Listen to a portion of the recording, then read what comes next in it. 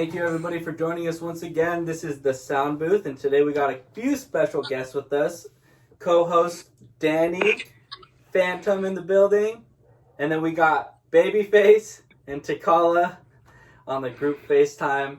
What's good? Babyface is driving. We do not condone this activity, but he is dedicated, so he's here. You already know. Danny Fathom. Sorry, Fathom. It's all good, bro. I've seen it on Instagram so many freaking... It's Fathom. Danny Fathom. What did he say before? Phantom. Oh, like the freaking TV show. Hey, it's all good. Okay. Anyway, so yeah, we'll just get into it, guys. Trevor, you got the first one for him there? Yeah. So I'm gonna ask one. Since you guys are both in Split, where are you guys located right now? We can start off with Tecala first. I'm in Richmond, Virginia. I pretty much live here most of the time. My parents live in Northern Virginia, which is like a 2-hour drive from me. But I just graduated college in December. And my lease goes until July, so I'm just staying down here. Plus, most of the artists that I know, like in person, are here, and I work at a studio here, so it wouldn't make sense to go home. Gotcha. Okay. Like at all. Yeah. What about you, Babyface? Where are you from? I'm in Central Florida right now, in Orlando, a little small town called College Park. Oh, right. I mentioned it a few times in my music. If you ever hear me talk about CPK, that's just College Park. Okay. Tecala thought it was California Pizza Kitchen at first. Yeah, dude. Because I didn't know this man's at all. I didn't know where he was from. Well, you guys have a cool story how you guys met, though, if you want to share that. Yeah, so one day I was scrolling through Instagram on my Explore page, and like I clicked on a video of, I think someone was just like making a beat or something, and then I scrolled down to the next one because it like loads them automatically, and I see like this kid with these glasses, and he's just like sitting behind a mic singing, and I click on it, turn on my sound, and he's just belting it. I was like, yo, who the fuck is this guy? Let me hit him up, and I just DM'd him. I was like, dude, I need your email like ASAP, and yeah, that was pretty much how we linked. Was literally me just like scrolling through my Explore page. Yeah, and up until then, I was pretty much using beats off YouTube, you know. Wow. But I wasn't putting anything on, major streaming platforms yet. I was just on SoundCloud, and then when he hit me up and he sent me the beats, I was like, wow, these are really good, And not only did they sound professional, they sounded like just really not mainstream, but they just sounded like different than just another local producer. You know what I mean? So. When I heard him, I think I made God Forbid was the first one that I kind of just went straight into. That was the first finished one, yeah. Yeah, and so he sent me a beat pack, and there were I was overwhelmed with how much, good stuff was in it. But ever since then, we kind of took it and ran, and we've been kind of like this dynamic duo ever since. That's what I was going to say. We got a bit of a rising star with Babyface on our hands. We got a few thousand organic streams on a bunch of your tracks on Spotify. Yeah, dude. Yo, remember? Hey, Julian, you remember I think it was this time last year, dude, when I was in Florida with my family for Christmas or whatever. You were like, dude, my streams aren't they haven't increased in 3 years. I looked back at our shit the other day. Unpronounceable Wine has 9,000 streams, 10,000 streams already, bro. Yeah. We didn't really promote that at all. That was mostly from Twitter, dude. Yeah. Crazy. And I know what the decline was from. It's like when you're in high school and you kind of have everybody, the demand for people to listen to your music is kind of way higher. And I had graduated high school in 2019, and I've been making music since I think 2017. I started making a little bit of music, but I really feel like if I was making the music that I'm making now, back when I started making it, I would have been, at least a little bigger than I am now, Yeah, it's all good. It's not a race. You want to bro. Yeah, you got something you want to throw in there, Danny? Yeah. So I'm just a little curious. For how long have you been making beats for? I've been making beats for it'll be 4 years this summer. Wow. But up until that point, I played a little bit of piano and a little bit of guitar growing up. I never really fully pursued it. I really need to get back into it, to be honest. We need that pack, Tecala. We need the. Yeah, no, dude, I do. My acoustic guitar is at my parents' house, so I should go grab that. But yeah, I been around music my whole life. My parents love music. They made me start taking lessons because they didn't, and they regretted it. So they're like, all right, our kids are gonna know how to. And then yeah, I found how to make beats through a class in college because I went to VCU Arts. and we had a course in my freshman year that like introduced you to like digital audio processing through Reaper, and I was like, this is kind of cool. I guess this is how people like make beats. And then like Genius at the same time started doing the deconstructed videos of like all the beat breakdowns, and then I saw like the Exo Tour Life one, and I was like, yo, that's sick. Well, I need to do that. Yeah, it's crazy. So, are there any other places you draw inspiration from besides like Genius and Exo Tour Life? Yeah. So like, I like the melodies that I like are very much influenced by like John Frusciante's guitar playing from the Red Hot Chili Peppers. Like the chords where you like play melodies in between the chords and kind of like walk between them. Like, oh, that's stuff. That's it. And when you play guitar like that, oh, I love it so much. But so I listened to a lot of classic rock growing up because that's what my parents sort of like raised me on more or less. So I guess the melodic side of things definitely comes from that era of music, and then the percussion that comes from like the 808 Mafia, Metro Boomin, Internet Money now for sure, all of them. But mainly like I love TM88's drums, dude. He kills it. Those 808 Mafia TV videos on YouTube from like 2009 or something of them just like hooking up in the studio, just beat after beat, all hits like that. Those videos also were like a huge inspiration. I was like, these guys are just like sitting in the studio making thousands of dollars, just chilling like that. I want that to be my life. So that really motivated me to take it seriously and stuff. Especially knowing like where everyone came from that's like famous now. How they that's quite literally like a lot of rags to riches stories, you know. I did want to talk about Babyface's like vocal style because it's a little different for sure from your standard. You know, first of all, nice haircut. Looks good. I appreciate it. Thank you. Yeah, big come up from the music video. You know, you chopped it all off. I had a little shaggy dog hairstyle. Yeah. Well, tell us, man, about how you got your vocal style, and because it's different, and I know there's a bit of a backstory there, right? Yeah. So, I guess the vocal style is kind of, I don't know what I would put as far as like a label or like a genre on it, but you know, I was kind of classically trained because I did chorus. I was in a choir, so I did chorus for like 7 years, ever since 6th grade. You know, and I had the same choir director since I was in about 6th grade. I walked into the class, you know, and I met him, and you know, I feel like if I had never met him, then I would never have started making music. And so I didn't find that voice that you guys hear now until, I mean, I want to say like 2 years ago, because I was like rapping when I started. My influences for first like Suicide Boys and Puya and like underground rap, and then I discovered autotune and I was like, oh, this is really cool. So then I grabbed, you know, the influences of the choir music and everything and kind of wrapped it all into one, and that's kind of, I guess, the product of what we have right now. Yeah, I think so like the music I heard from you before we started making stuff, like before God forbid, the way you like say some words now and stuff, the first time I ever heard you talk like that was on Rap About It, when you sent that graph back. And then God forbid too. But like up until that point, it was more so still like the rappy, more rap like influence side, which is still fire.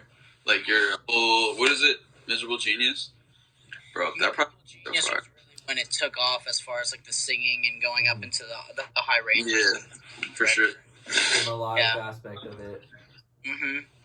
Yeah, and I get the harmonies from the choir side, because when you're singing, especially because I was in an a cappella group when I was in high school. I was in the school's a cappella group, and you know, that whole thing is just tight harmonies clashing with each other, and so that's why I'm able to do like kind of on the spot harmonies.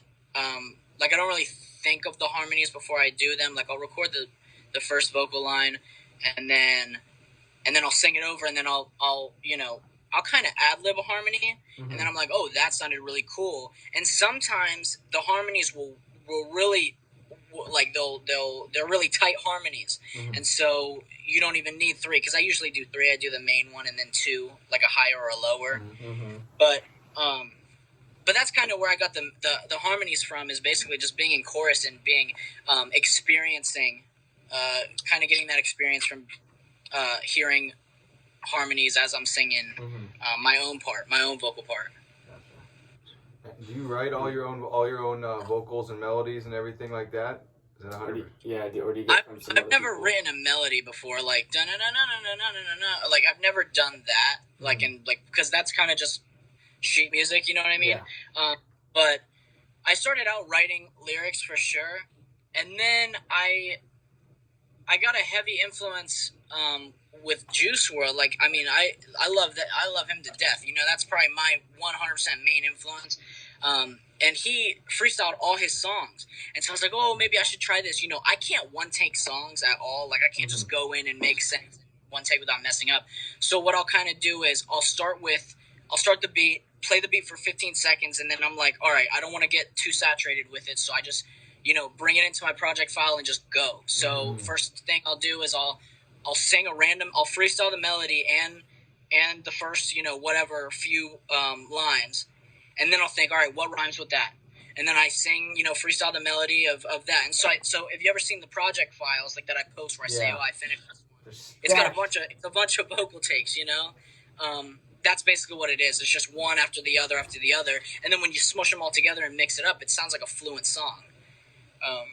And that's kind of what I do. And I wrote a few songs on this new album that I have coming out, like on pen and paper, Okay. I find it way easier for me to do it on pen and paper and translate that to the DAW than it is to like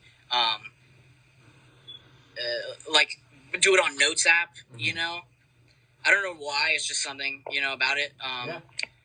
But I usually just recently I just been freestyling my things, one after the other.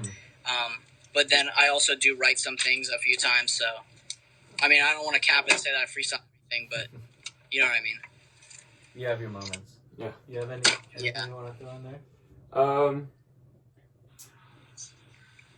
I'm just trying to think. I mean, what would you guys say is if you guys could both collaborate with someone, who would it be? Who would be your top person? Are you talking about someone basically somebody already famous as hell? Like artist, producer. Yeah, artist, producer. You go first, Tecala. Artist-wise, Young Thug. Because I would snap with Thug, dude. I already know. I have this pack of beats that's labeled YSL pack. Nice. And listen, that folder, when it gets to the right person's ears, that is a meal ticket. We're straight. But production-wise, dude, I want to work with Day Trip. Take a Day Trip. Yeah, they're so fire, dude. Cool. They're so fire. Oh, yeah. That makes a lot of sense because me being an artist, I could say my artist collab and my producer collab. So I guess my producer collab's got to be Day Trip because I mean they just have some crazy beats. out of this world. Yeah, and they produce for goats, everybody, crazy goats, and for artists, it would have been Juice WRLD, God rest his soul. But as of right now, I kind of want to say I don't know if me saying Kid Laroi would kind of just be a cop out. That's still cool though. But maybe because I feel like I can make like a number one Billboard hit with Kid Laroi easily because our energy would bounce off each other a lot. But if I'm really being ballsy about it, I would say Oliver Tree. He's kind of in the alternative scene, and Don Bellion, which is also kind of in the pop alternative scene. And it's funny because I didn't really name rappers, but that's kind of because you can see my style is a lot of people have trouble pinpointing what kind of genre, quote unquote, I make. And so it's all right, well, what are you, a rapper? Are you a singer or whatever? And I'm just I don't really know, but I would definitely like to branch out and make pop and even punk music, you know what I mean? Or rock or something like that. So I guess John Billion and Oliver Tree would be my top two collabs. You have a very specific sound though, for sure, which is the hardest part, I think, to get down for a lot of artists. Yeah. So I have a question for you, Babyface. So having that unique sound, do you think like a lot of times with producers and artists I know, they try to fit into a certain box. So like, oh, I'm gonna be a house DJ so I can get booked on this tour or do this show. Like, since you're such a different style, do you find it harder to kind of find a group or find shows or fans like that kind of like, you know, like you gravitate toward your sound? Yeah, that's definitely one of the challenges. Is like a lot of, I mean, everybody, I show my music to everybody, and they're like, "Oh, I've never heard anything like this," or like maybe they have, but they don't have anybody to compare me to as far as like my vocal presence, you know. And like you say, some people put themselves in a box. It's like I don't even know the box I would put myself in, because I tell Tecala all the time, I say, oh, I want to make a song like this. Let's make a song like this, you know? And then we make the song and it ends up being like completely different, you know? And then it's out of my hands. So that's kind of where I'm at. Just let it happen. Just call yourself an artist, live under the broad umbrella, and then figure the rest out later. There you go. Let the music speak for itself. Yeah, pretty much. That's a great way to put it. But I guess so. My style is kind of, it's like I'd say like this. It's like pop punk vocals over like trap beats, if that makes any sense. That's pretty accurate. With your high melodic note runs. Yeah, exactly. Definitely. Question for both of you. When do you think your best inspiration or the best music you make comes? Is there like something that is going on with your energy or in your life, or some kind of mindset you're in that brings about that, you know, great music that you make? That you might notice? Yeah. So, well, actually, it depends. Recently, I've been, like, I used to not use loops that much, but then after I started, like, using Twitter more, I found a bunch of loop makers that were super, super, super good at what they do. So now I wake up every morning to a new loop pack, and I just, like, click on it, and if there's a good melody, the beat is done, in my opinion. Like, I'm like, all right, that's fire, it's a rap, give me 8 minutes, and it's done. Like, it's super easy at this point. So, I don't know. I guess I feel like the best bounce I get, not gonna lie, if I smoke a little bit of weed, I'm gonna get the best bounce possible. But if I'm like, I can still, that doesn't mean I can't make the same quality sober, because I can. Like, this past week, I made a point to just, like, try not to smoke when I make beats, and it works because I can, like, grind them out faster, think a little bit more clearly, but, like, to be honest, I want to go back and, like, tweak them a little bit, because they're not as, like, I don't know, I feel like they don't flow as nicely as they would, or they just don't flow as nice. They kind of feel a little more robotic. Mm-hmm. But I was also just trying to, like, push through them at the same time, so that might be why. But in the morning also, just because, like, right when I wake up, I'm fresh, I'm, like, not tired at all, I'm, like, ready to get to it, so definitely morning time with a good loop, that I get shit done real fast. But if I'm making the melody, I have to be in the mood, and that has no conditions. It just comes, or it's either there or it's not. And, like, if I miss the wave, then I'm not trying to chase it, because I won't catch it. I know I won't. Like, it's just look for another loop at that point. Before you answer Babyface, I just quick follow-up question to that. Do you find yourself, when you're making beats, do you make it from beginning to end one session, or do you separate out, like, oh, this is going to be I'm going to make a melody, then I'm going to mix it later, or how do you usually go about it?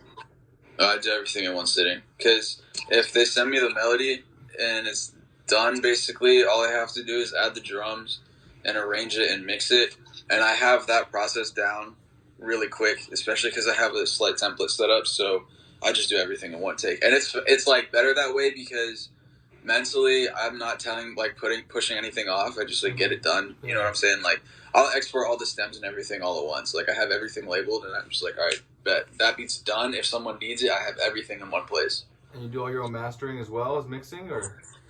Yeah, I do so Babyface mixes his vocals. He's the only artist that I work with that pretty much just mixes his own vocals. I mix the beats. And then, but for other people, like, if you get on my beat, usually, if you pay for the exclusive, I'm mixing it for free. I don't care. But I also am kind of picky about how my beats are mixed, so I like to do all the mixing. Plus, I enjoy it, so. And so one more question. Do you use headphones, monitors, or how do you usually mix? I use both. I mainly use monitors, check them on headphones, because a lot of people listen on AirPods and stuff, you know? Yeah. But, I mainly mix on monitors just so I can get the stereo, get a good sense of the stereo field, because it's best recreated with monitors and not headphones. But always got to check it on headphones because, you know, not everyone has really nice. I feel like most people listen to music on AirPods or in the car. If it doesn't hit in the car, you are doing something wrong. Yeah. Like, Hard test. that's necessary. Like, the bass has to be hitting in the car. Otherwise, it's a wrap. Yeah, for real. So, Babyface, same question to you as I asked earlier. Like, when do you feel like you make your best music or best ideas come to you? You know, I find myself making like, I'll make like a few songs in a week and then I'll get burnt out immediately. And then I'll be like, oh God, and I'm finding myself hard pressed to make more music, and then maybe I'll go on, like, I know it's super cliche to say this, but like not a walk. Like I like riding my skateboard around. I got a little cruiser board with longboard wheels on it that I can cruise around my neighborhood, and I'll do that and I'll full blast, you know, whatever my favorite artist is at the time. And then, you know, I'll hear the song and I'm like, oh my God, I wish I made this song. And then I'll go home and then, you know, cook up a song. But I can really only fit like, I can't do that thing where artists sit in the studio for like hours on end and make like 20 songs. Yeah. I can really only make one song at a time because of how many layers there are and the ad-libs, and I mix the vocals and everything. So it takes about like, I'd say 2 to 3 hours to make a song for me. But as far as when I get that motivation and when I'm like super in the mood to do it, it really is just spur of the moment. Never know when it's going to come. I can never be like, okay, so after work I'm going to make this song, because then I won't end up doing it. It's like, if I think of making the song, I got to make the song just then, right then and there. You know what I mean? No distraction. Do you ever like find yourself singing melodies into your phone, a voice memo or anything like that? Like, do you ever get someone? No, never. And I feel like the reason why is because, and I heard this from Stephen King, the author. He said something really smart. He was like, an idea that you have to write down isn't memorable enough to like reiterate, if that makes any sense. So if I remember that melody, then it's good enough to like put down on put it into, you know, existence. Right. But if I have to what's it called? If I have to like keep track of it, or like even if I write down lyrics, like let's say I'll write lyrics for a song that I want to save for later, I'll completely forget the flow and like how certain syllables fall on certain notes, and it's just kind of a catastrophe. So I gotta be kind of spur of the moment. Gotcha. Me and Tecala Tecala is a very big influence on my new album coming out, Love My Life, Just Kidding, I Lied. I don't know when that's going to drop. You know, we're still finalizing everything as far as promo and marketing. But, you know, I'd say expect it sometime around March. And, yeah, that's all I kind of want to plug right now. Oh, follow me on Instagram, BabyFaceFromTheSouth, Twitter, BabyFace_FTS. No, there's no underscore on your Twitter. No underscore. I don't even know my Twitter. Oh, he remembers. Yeah. He's got you. I just finished mixing and mastering a project for Sightseer and John Jr. You guys know Sightseer from Twitter. He's a super fire producer. That shit, I don't know when that's coming out, but it's pretty much done. I just mixed and mastered it. I did not produce anything on it, but it's actually kind of crazy. I'm not gonna lie. You should definitely listen to it. Then obviously Babyface Project, and I got some other shit planned with some local artists. So just stay tuned. Follow my socials. They're all _Tecala. It's Tecala. Follow my TikTok. Yeah, follow my TikTok. Cool. Yeah, that's about it. I'm about to drop like 5 or 6 projects this year. This is one. Me and him. Yeah. Seriously. I'm about to work my ass here. We're about to make shit happen. I promise. I'm just curious. So you said you're dropping an album. What do you think, like, in terms of like the difference? A lot of artists now are dropping singles or short EPs. What do you think? Why are you guys choosing to do an album as opposed to doing maybe like singles or an EP? Yeah, or something? you know, it's funny that you mentioned that, because it's like that's the real debate. It's like, do you do albums or do you do singles? And I just like the experience of an album. It's like cool to me. It's like, and it kind of is like I don't know how to really explain the feeling I get when I drop an album, but it's like I get to hype it up, and all my you know, my supporters and my friends are like, oh, album's coming out, and then it's like a complete body of work that shows what I've been doing for the past 6 months, and how I've increased as far as like my skill level and stuff. I mean, I have to tell you that this album, I mean, completely obliterates as far as just production the last album that I dropped. Yeah, dude. Like I The listened beats to the are intro. so crazy. Yeah. we got people like we got Seraphim, Harvey. Bro, Seraphim got 4 placements on that bitch. Yeah, we're He's going crazy. crazy. We're going crazy. I even got 2 that are produced by me. I got Gezin of 808 Mafia. He's on one of them. Nice. Like, so we're going crazy with this, you know? I think I'm on Yeah. the Tecala. I got 6 on there. I have 6 out of 13. Sheesh. There you go. I think. Yeah. The other thing about dropping an album is like, or the other thing about just making art in general is like, you're not supposed to follow the rules. Well, you guys, thank you guys so much for tuning in, and Tecala, Babyface, Danny Fathom, thank you guys so much for joining us.